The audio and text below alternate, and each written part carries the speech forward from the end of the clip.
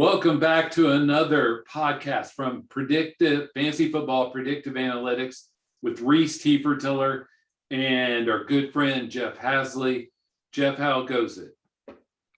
It's good, and I'm doing great. Thanks for having me on. Can you believe that we're already past a quarter of the way through the season? Mm-hmm. Here in a few days will be a third. Yes. And not only that, but I mean, playoffs start before the end of the season, right? So, I mean, it's actually more than that in terms of fantasy speaking, but it's hard to believe we're already like mid-October. And the bye weeks start this week, so it just ups the ante on everything else. That's right.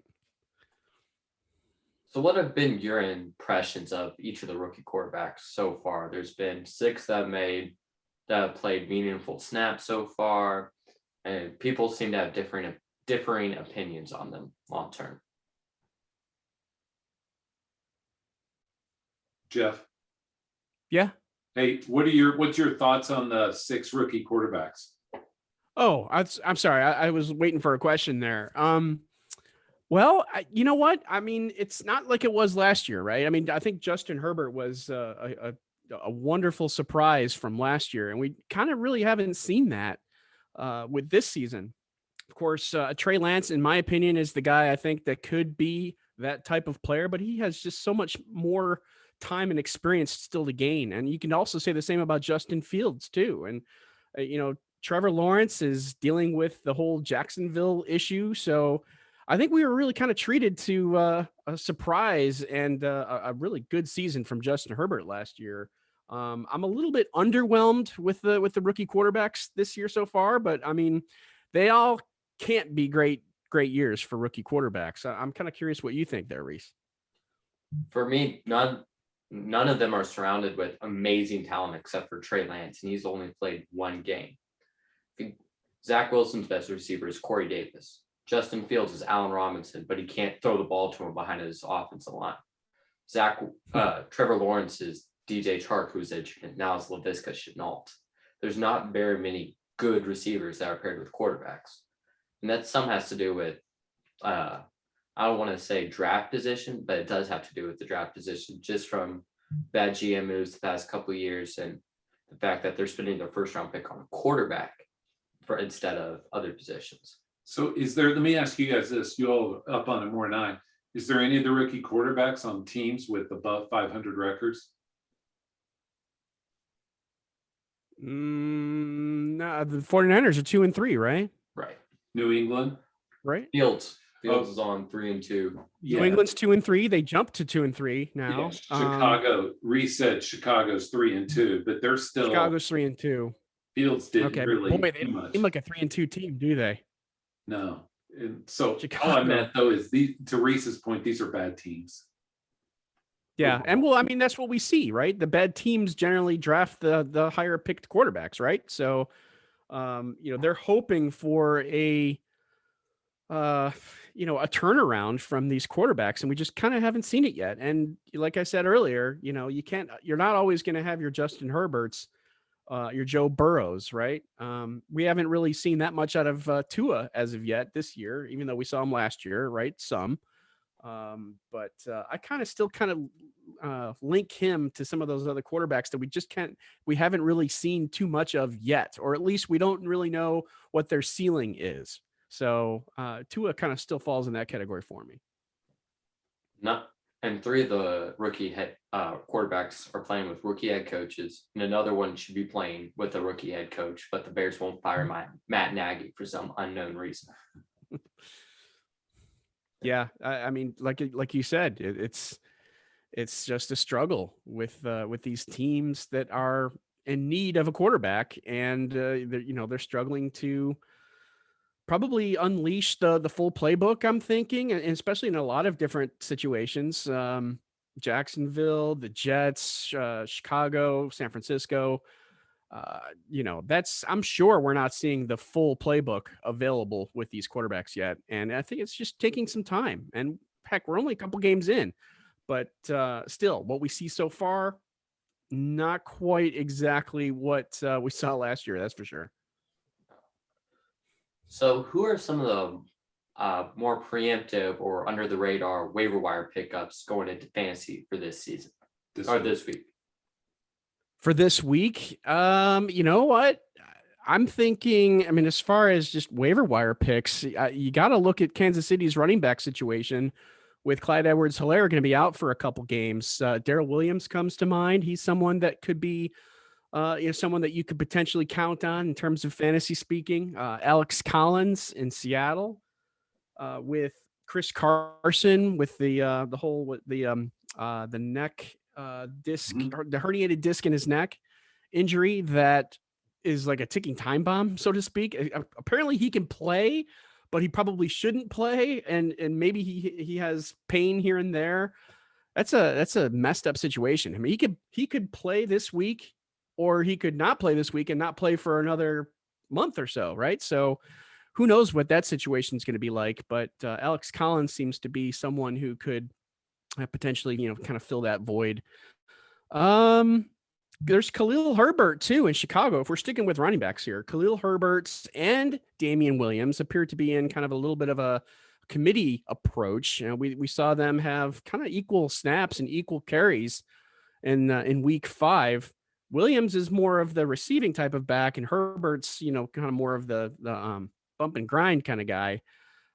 So he's someone that everyone's kind of familiar with Damian Williams, but not so much the rookie Khalil Herbert. So I think he could potentially turn some heads. But again, like I said, he's not that dual threat that Williams is. So maybe not so much, but I mean, if he gets the carries, that could potentially blow up. But again, we're still talking about Chicago's offensive line here. One of the bigger, if I could get into the wide receivers now, one of the bigger plays in terms of waiver wire pickups is Kadarius Toney and what he was able to do with the Giants. I mean, sure, the Giants were without Sterling Shepard, Darius Slayton, Kenny Galladay for a little bit, Saquon Barkley as well. And Daniel Jones wasn't even in the game. And Toney puts up 189 yards against the number 1 or number 2 defense in terms of fantasy scoring, Dallas Cowboys. And Trayvon Diggs, he took him to school on one of those routes that has been making its way around social media. So Kadarius Toney is someone that I think could be, kind of like a stepping stone to something more, if that's indeed what we're going to come to expect from him, is what he showed in week 5. So another one just to throw in there, if we're speaking of the Giants here, is Devonte Booker with Barkley out. It looks like Barkley's going to miss at least one game, maybe more, but someone's going to have to fill that void at running back. And, Booker is the next man up. So I don't know. Those are, what is that, 3 or 4 or 5 different players or so that I mentioned. I'm sure there's others. David Njoku had a decent game, but we're not quite sure, was that just like a 1-game wonder type thing? Ramondre Stevenson is someone that I'm actually kind of thinking about, because Damian Harris, another fumble.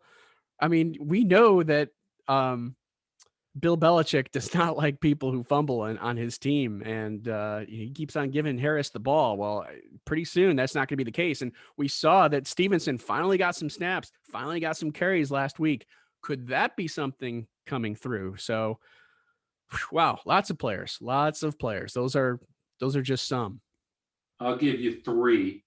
One is close to your heart, at least was Dan Arnold.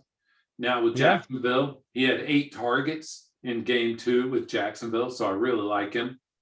I also think that whoever Pittsburgh slots in Juju's spot has week-to-week upside.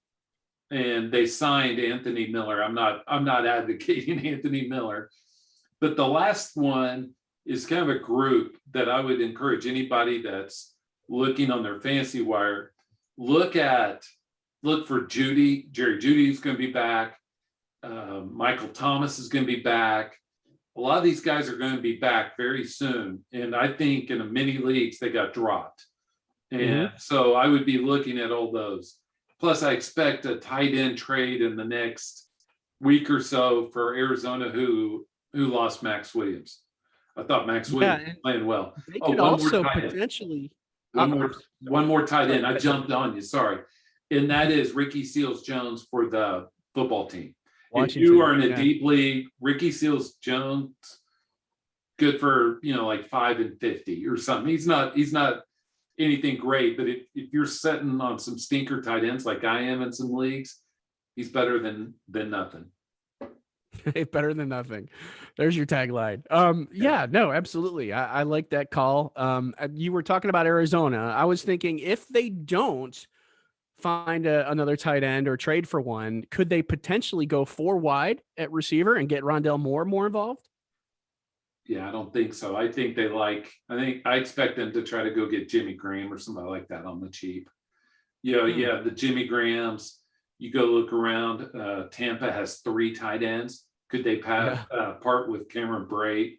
You look at, Disley up in Seattle. I just mean there's a lot of those guys. Chicago also has Jesse James.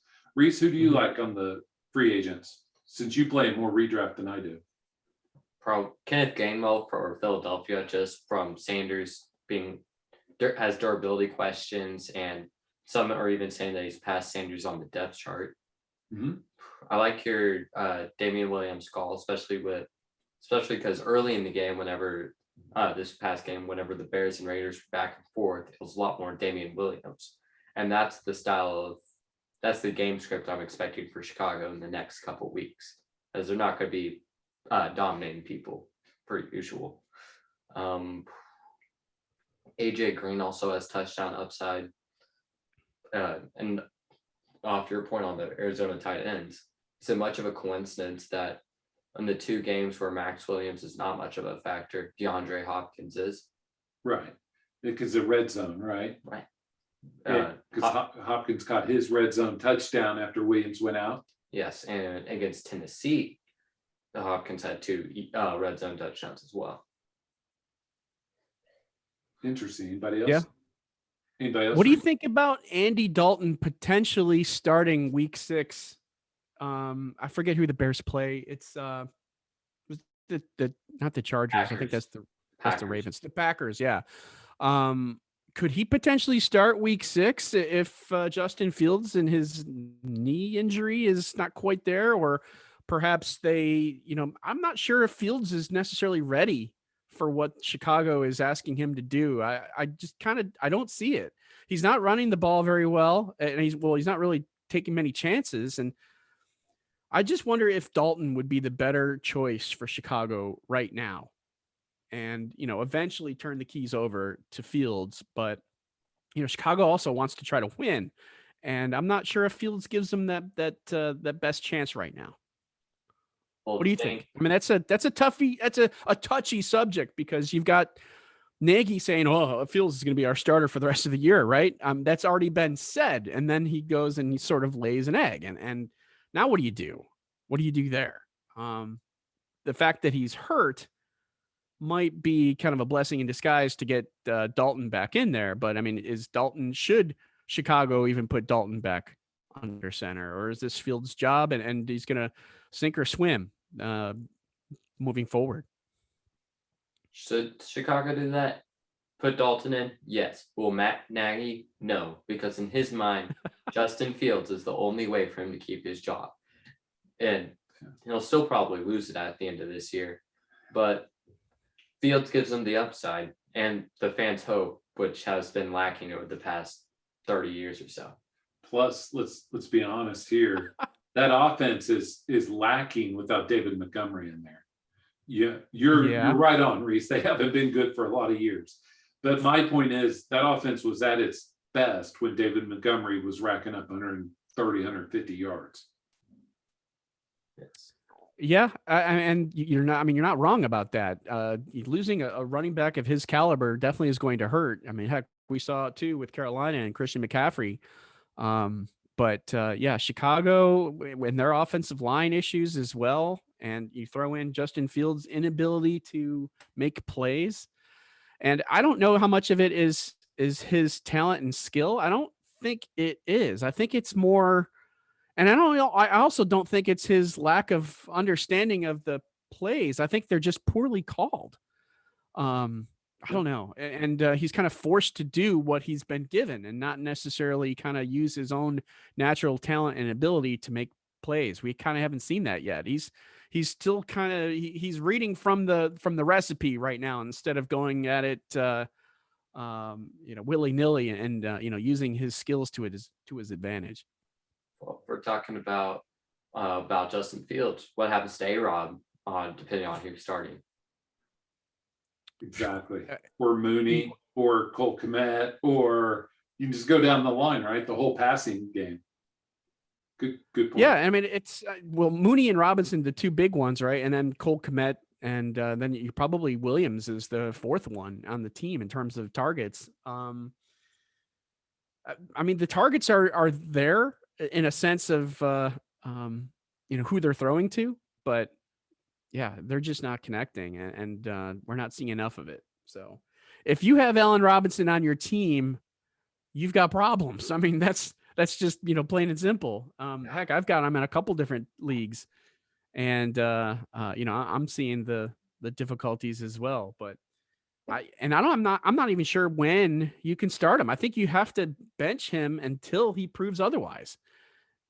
Doing that, then you're stuck with somebody else though, who is less of a talent, but might be able to produce more consistently. It's a situation that just kind of stings right now. That whole Allen Robinson issue. Oh yeah. I mean, we saw Robert Woods. He had his moment, right? He came out and had his breakout game. I'm not sure when we're going to see that from Allen Robinson in this Bears offense right now. You mentioned Robert Woods, but he has Matthew Stafford throwing the ball to him, who's throwing the ball with confidence, throwing the ball downfield. Fields is doing neither of those things. Yeah. Right. Plus, there's a difference between McVay and Nagy and Bill Lazor. Like McVay's a wizard comparatively. Yeah. So we mentioned Dalton might gain the start over Fields. What are some other players who could receive a bump up in targets or carries or even snaps because of injuries? Oh, wow. Because of injuries. Let's see. Well, I mean, you've got some quarterbacks. You've got Geno Smith in Seattle, taking over for Russell Wilson and his finger injury that most likely is going to keep him out for 4 or 5 weeks or so. So Geno Smith is someone who is going to see some action, of course. I mentioned to Alex Collins as well already, and Devonte Booker on the Giants. Who else? Samaje Perine is also getting some love in Cincinnati because we don't really know what's going on with Joe Mixon and his ankle injury. He looked very pedestrian, I guess, maybe a good word, in week 5. Granted, he did score. And when he scored, that actually looked like a fairly decent play. But, he's not really pulling his weight. You've got Dalvin Cook's injury in Minnesota, thus giving Alexander Madison a chance, and he's making the most of it. Let's see, other injuries. What else do we got? Well, Kadarius Toney sort of with injuries, right? And the Giants have a lot of different injuries, so he's someone. Tim Patrick in Denver due to Jerry Jeudy being hurt. Wow, there's lots, and some of these are still on waiver wires throughout leagues. It just depends on how big your league is. Who else? Oh, you know what? Someone that I didn't mention before, as far as a potential waiver guy, is Amon-Ra St. Brown on Detroit. Yes. He's someone who's in the last 2 weeks has done, what does he have? Let me look.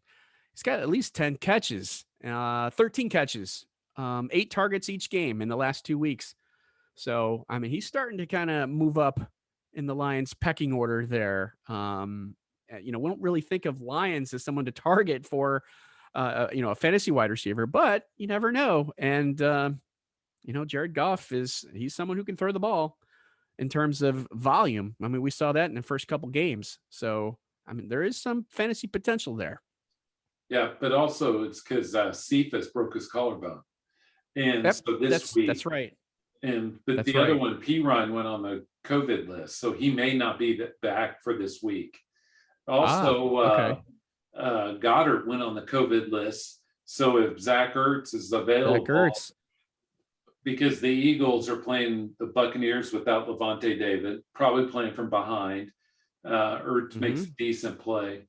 But also, Jeff would say that with these bye weeks starting this week, everything's going to be amplified, with the injuries and everything, because there are fewer and fewer really good starters every week. Yeah. Very right. And if you're on a deep team, a deep league where you have to start multiple flexes, that makes it even more difficult. It seems like the leagues that I'm in are more deeper leagues. We hear about people saying, "Oh, Kadarius Toney is a great waiver wire pickup this week," right? He's not available in any of my leagues. I don't know about you. Oh no, in mine pre-draft. Mine I'm scraping for Agnew or Askew, with the guy from Jacksonville, maybe Geno Smith. Why would you want Jamal? Right. Why would I want him? Because it's in a 12-team, 325 player deep league. And you start 10 super flex, you start 10. And so, DJ Shark just went out. And so you have to think like, who's going to replace those targets? And so that's also where I went with the Dan Arnold play, and the Ricky Seals Jones is, Logan Thomas is out with the hamstring injury. And so, the tight end landscape is ugly right now. Who would have thought? I have this question for Rhys and Jeff here.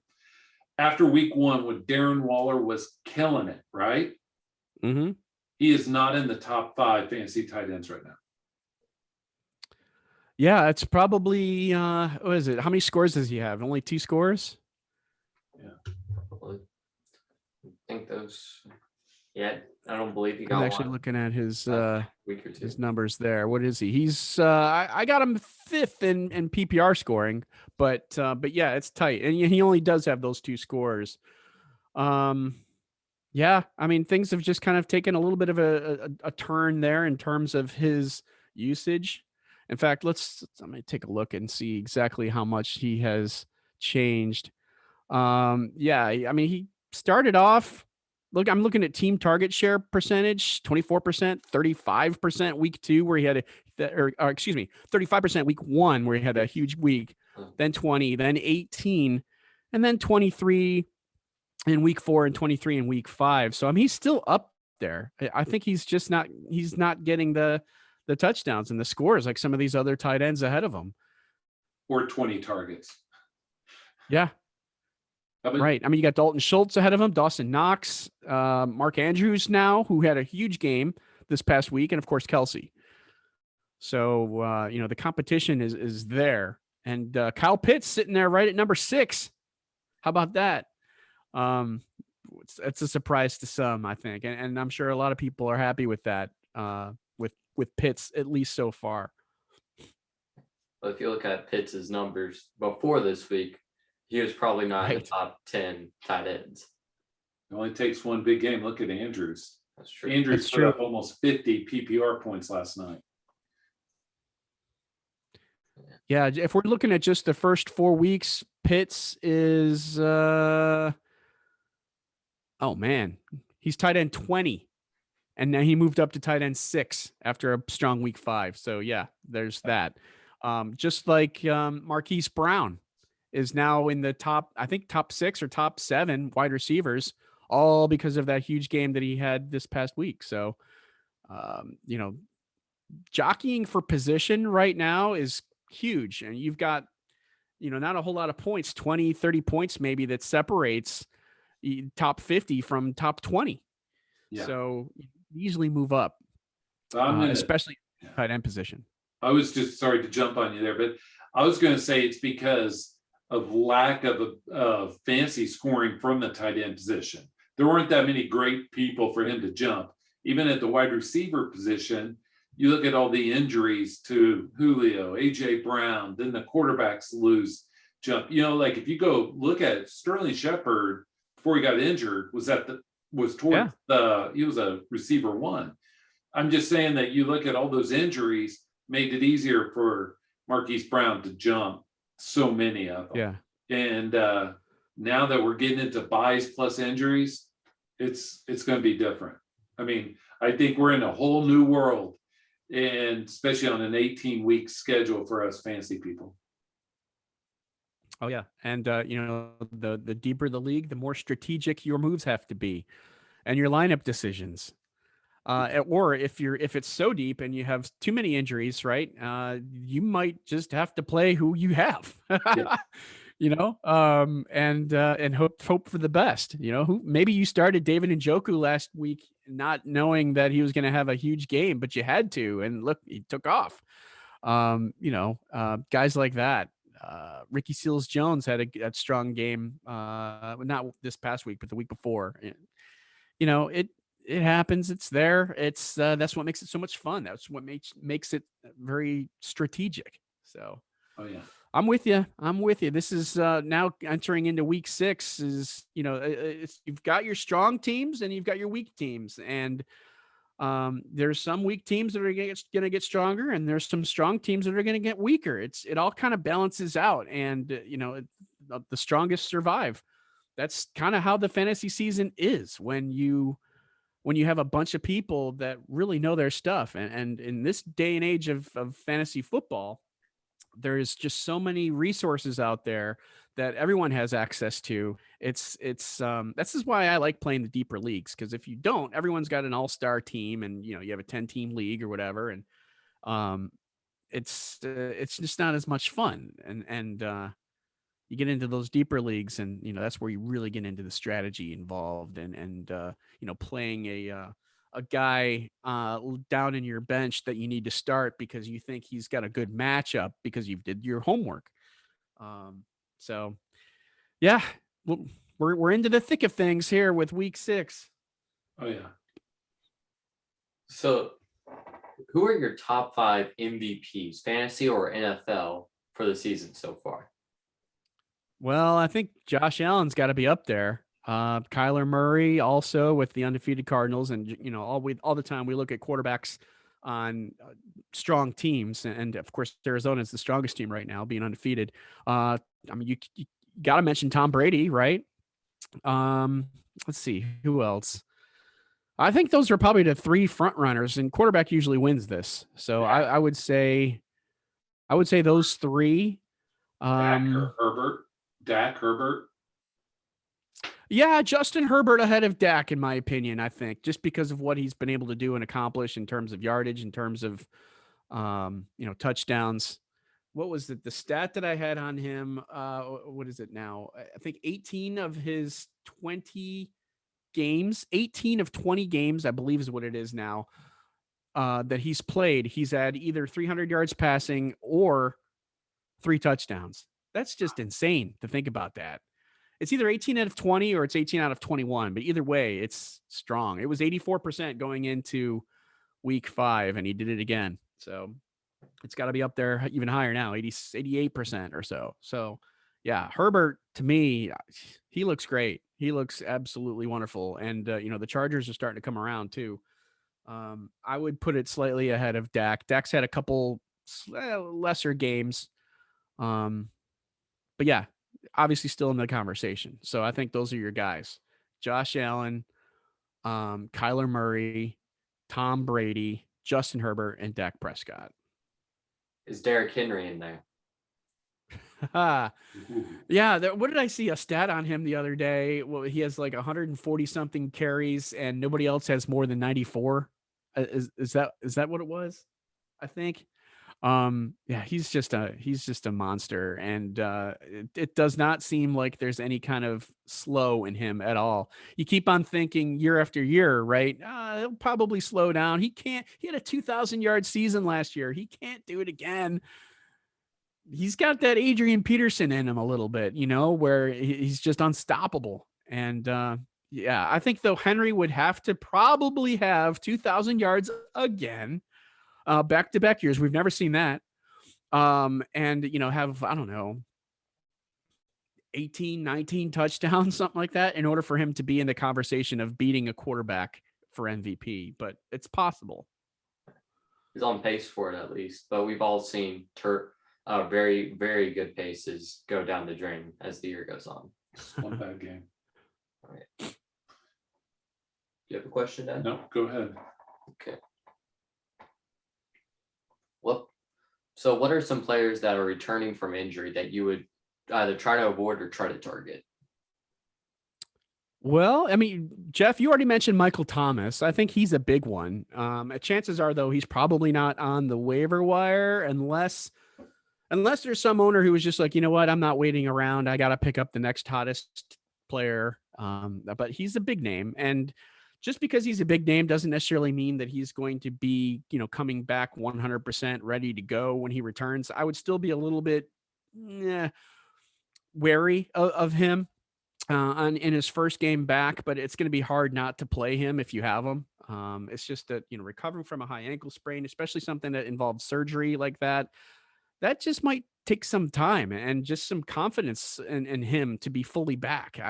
But the Saints could definitely use him because their offense has kind of struggled. They don't really have an identity outside of Alvin Kamara. So Thomas could definitely come in and kind of fill that void. So he's one. Returning back from injury, who else? Michael Gallup coming back soon, right? He had the calf injury. I mean, you've got the Cowboys have a strong offense. You've got some struggles there with Amari Cooper. It seems like he's always nicked up. Gallup could have a fairly decent target share when he returns. So provided he comes back 100% from his calf injury, his calf strain, which are, that's what T.Y. Hilton was dealing with, not this past year, but the year before. And we kind of haven't seen him the same since. Granted, Hilton's much older than Gallup, but those calf injuries can be tricky, especially if it's kind of a higher grade injury. Let's see, who else is returning? Let me give you a few.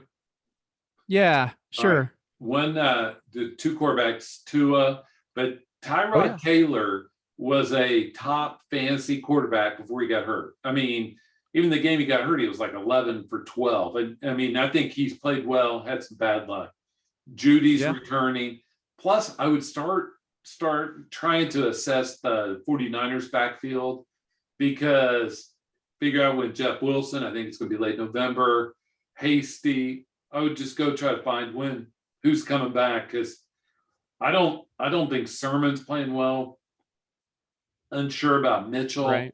And that team's going to run the ball. So I would start looking ahead at those. Plus, another name I don't think was mentioned was Jarvis Landry comes back this week or next.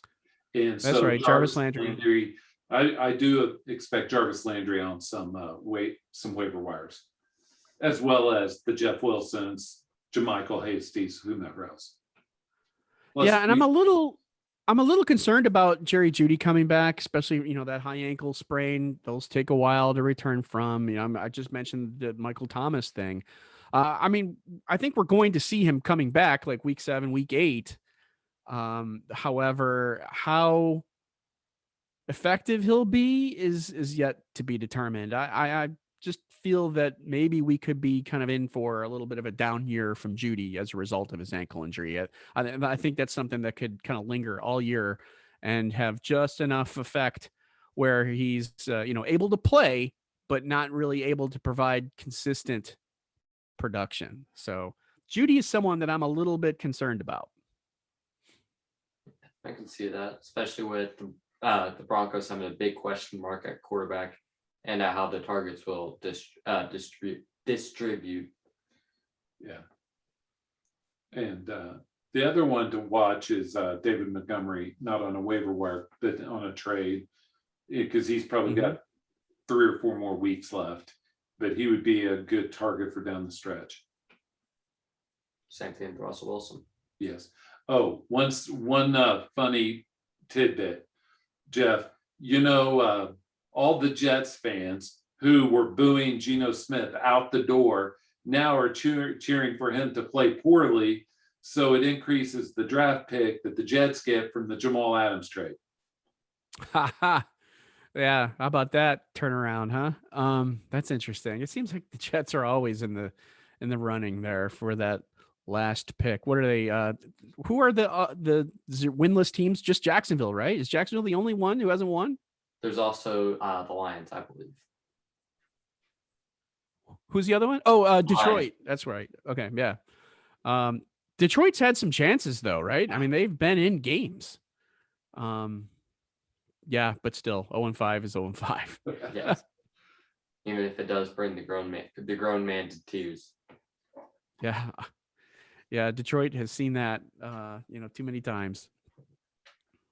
So starting moving to the NFL playoffs, who are your divisional picks to win each division? All right. Let's start with the AFC East, and we just saw them recently here, Buffalo and Kansas City. I think the Bills right now are the class of the AFC. Baltimore's right there too, in the North. And you've got Cleveland who could make a play as well.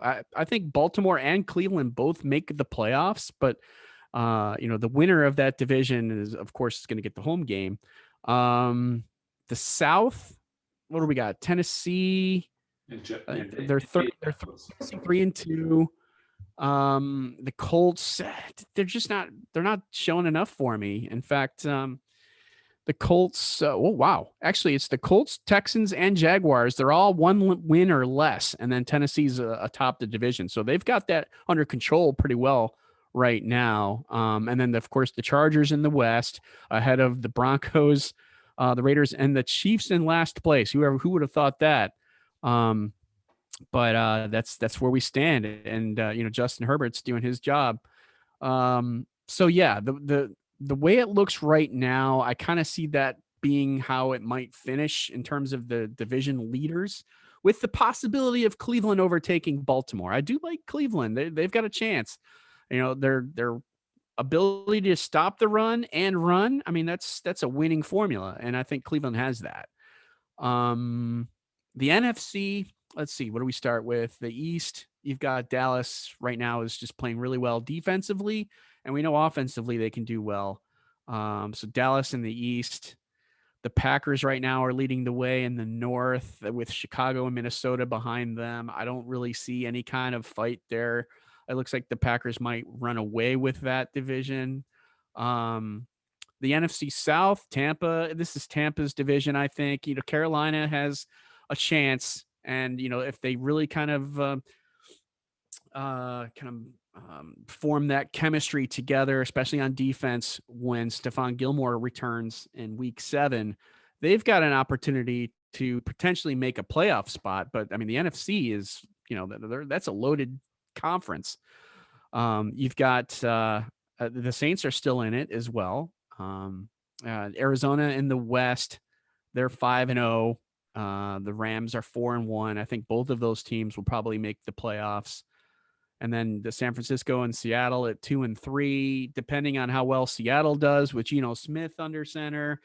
That might be a lost season for Seattle. And San Francisco has been kind of a little bit of a disappointment, I think. And we look at Kyle Shanahan's record overall, it's really not that good, yet we consider him one of the better coaches in the league. And it's starting to kind of show itself a little bit.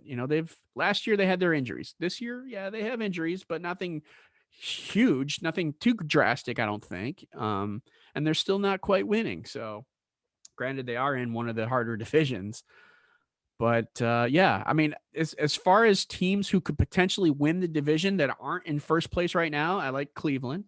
I like, I like the Rams potentially over the Cardinals. And shoot, that might be it. Otherwise, it looks like it's pretty much decided in terms of the playoff race. So you're saying the Chargers are going to beat out the Chiefs for the division? They could. They could. I mean, we've seen the Chiefs struggle a little bit at times this year, and it seems like teams have started to realize, and their defense just is not playing very well. And teams are taking advantage of that. And if you're able to score more points against Kansas City, that's seems the winning formula. If you can score enough points, you might have a chance to beat Kansas City. If you don't score a lot of points, Kansas City is most likely going to outscore you. So it kind of comes down to their defense. And right now the Chiefs defense is just struggling. I would bet that Vegas still has Kansas City the favorites for the division. Still, you think? We're only 5 games out of 17 in. They still play one more time.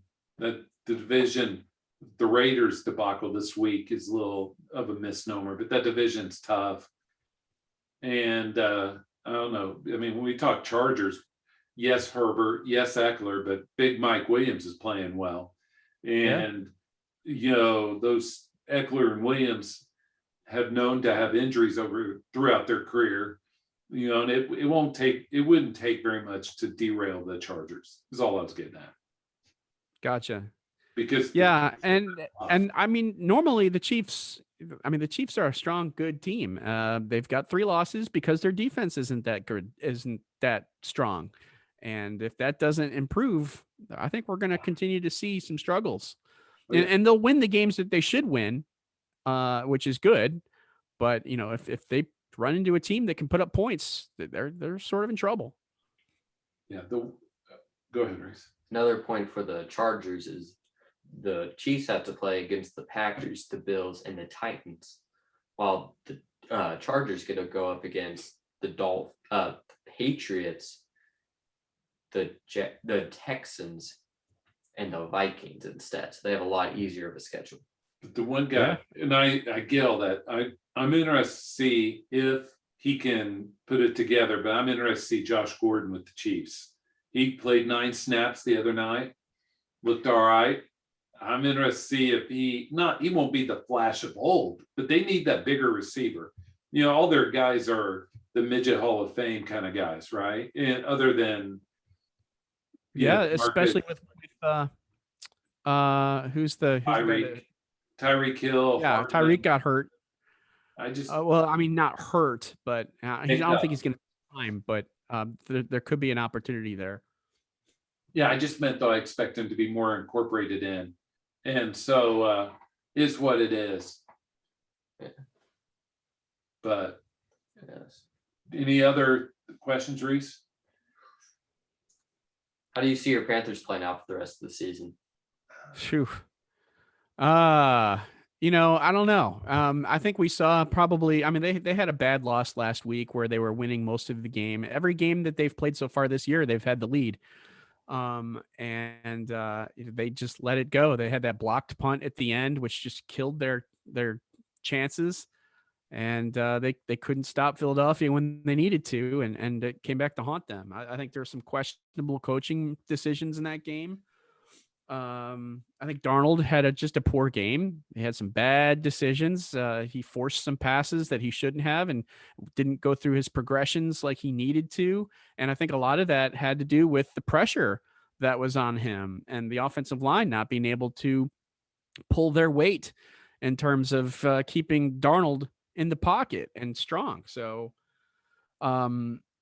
offensive line, I think is if there's anything that's going to derail the team, it's that, because if the offensive line goes, so goes your quarterback too. So McCaffrey returning is going to be a big help. Hopefully he returns this week for week 6 against Minnesota. But McCaffrey's not he's not the be all end all, right? I think their defense is playing pretty well, and I think they will continue to play well, especially when they get Stephon Gilmore into the mix, provided he's completely fully healthy with his quad strain that he's recovering from. But yeah, the Panthers will be there. I think we're probably looking at a 500 or slightly better than 500 team. Was it 9-8? Then would be 17 games. 9-8, 10-7 type of team. That's kind of what I see from them right now. If I had to kind of look at the crystal ball, looking ahead at their schedule, which is much more difficult later in the year, they got Tampa twice. They have Buffalo, and all within like 4 of the last 5 games. So it's a challenge. So they're going to have some wins early on, I think, in order to potentially earn one of the 7 playoff spots. Yes. 2 things that I thought of. 1, how much do the Panthers regret passing on Rashawn Slater for J.C. Horn?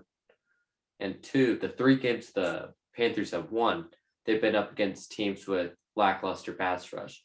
The Saints, the only only one with a decent pass rush, and Cam Jordan versus Taylor Moton is a matchup that the Panthers are okay with. And then you look at the Jets and Texans, they don't really have much pass rush versus Right. the Cowboys pass rush, Eagles pass rush. So that is has been a deciding factor in both of those games, as you mentioned. Yeah. And not only that too, but they moved Taylor Moton from right tackle to left tackle due to the injury to Cam Irving. There might have been some growing pains there. And Brady Christensen, the 3rd round rookie, played right tackle. And I think it's just a lot of cohesion just needs to be built on the offensive line for one. They just have to, become more experienced. They're one of the least experienced teams in terms of offensive line cohesion, if you want to use that word, in the league. So we know this, right? And now it's starting to kind of show its ugly head. Oh yeah. Jeff, we thank you for joining us, especially on short notice. It was just one of those weeks. And man, this is the time of the year where I think this next week, given all the injuries we've had, fantasy managers are going to look at themselves and say, do I have a chance this year or not? I just really see this, we're coming into that turning point where some interest drops off while others, really gets intense. Yeah. No, absolutely. By the way, Rhys, I forgot to mention, I like your hat. Thank you. Or just for you. You wore it just for you, Panthers hat. I like your hat. I got it. Hey, I got my Carolina gear on too as well. So cool stuff. Well, thanks for joining us, Jeff. You got it. Thanks for having me on. Have a good one. Bye. Thanks. You too.